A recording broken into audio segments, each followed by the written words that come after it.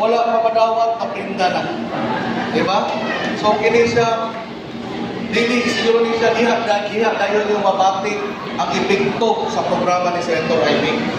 But if inyong taguan ang puhunan, ipalit ninyo balik, diha siguro nyo mabati na doon na epekto yung programa.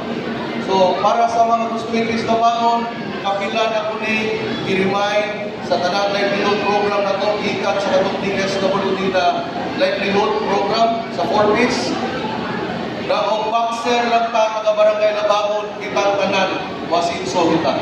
Pero kartista ta, sige lang taglabay yung kwarta, wala mo na ang atong day-to-day needs, wag tayo mag-ipon.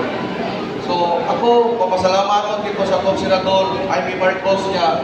Ako hangyo, especially ninyong tanan, hindi lang sa barangay na bangon, nakita man ninyo na visible with atong Senadora.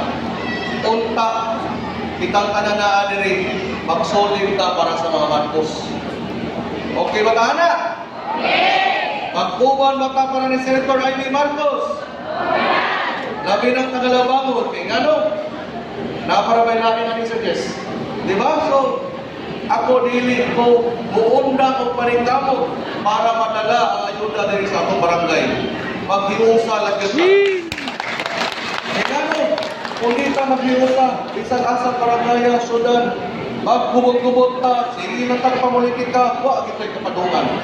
So kung asa ta, uban ang kanan, labi na taga-barangay na bangon, mag-uban tahan! Mag-uban ta para ni Senator Ivy Marcos, gagahang salamat kung mayong buntag.